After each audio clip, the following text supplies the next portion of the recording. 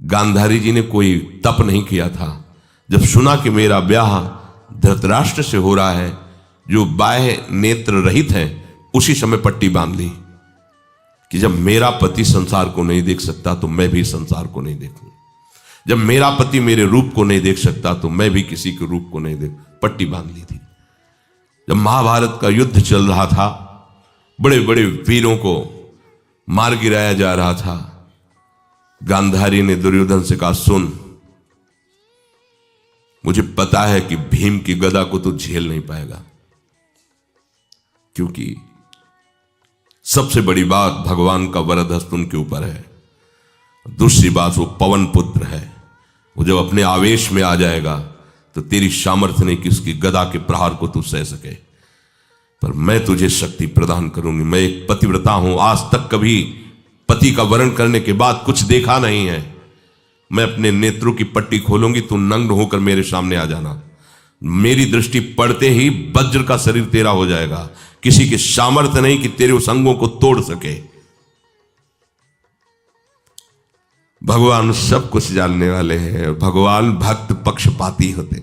भगवान का स्वभाव भक्त का पक्षपात लेना होता है।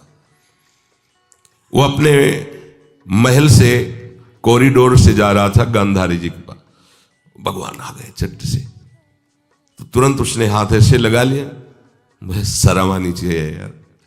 तो हस्तिनापुर के सम्राट पद पर अभिषिक्त होने के लिए तैयारी कर रहा है, नंगे घूम रहा है गली में।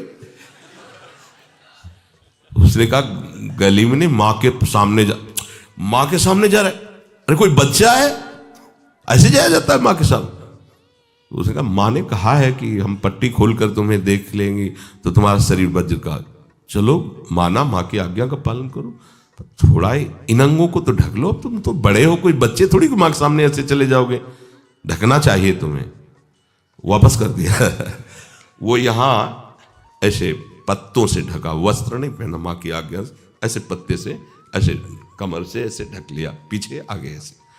गांधारी जी ने पट्टी खोली और जे ही देखा पूरा शरीर वज्र का हो। तो ये क्या किया तूने, कमर में क्यों बांध लिया? बोले शर्म लगती थी। कैसे आपके? बोले यहीं से मारा जाएगा। भीम की गदा का प्रहार तेरी इसी जंघा और कमर को तोड़ देगा, तेरी मृत्यु। मान गई, प्रभु के विधान के आगे किसी का बल काम नहीं करता। गांधारी, ये केवल आंख में पट्टी बांधने की सामर्थ्य थी कि मेरा पति यदि अंधा है तो मैं भी किसी रूप को नहीं देखूंगी। अगर आप वाणी में संयम में रहते हैं ना, वो और भजन करते हैं और सत्य बोलते हैं, तो आप जो बोलेंगे वही होगा। पर ऐसा कुछ अनर्थ वो बोलता ही नहीं, क्योंकि ऐसा संयमी जान जाता है कि इन सब का फल भगवत प्राप्ति है, किसी को कष्ट देना नहीं है। एक एक इंद्री का जब आप ब्रह्मचर्य संयम करोगे तब आपका वीर संयम होगा। ध्यान रखना, आप नेत्रेंद्री से गंदे चित्र देखें, श्रवणेंद्री से गंदी बातें सुने, वाणी से गंदी बातें बोलें, रसेंद्री से गंदा भोजन करें और सोचे ब्रह्मचर्य रह जाएंगे, तो बिल्कुल नहीं, कदापि नहीं। ब्रह्मचर्य कोई खिलवाड़ नहीं है। जो ये तो हुआ इंद्रियों का।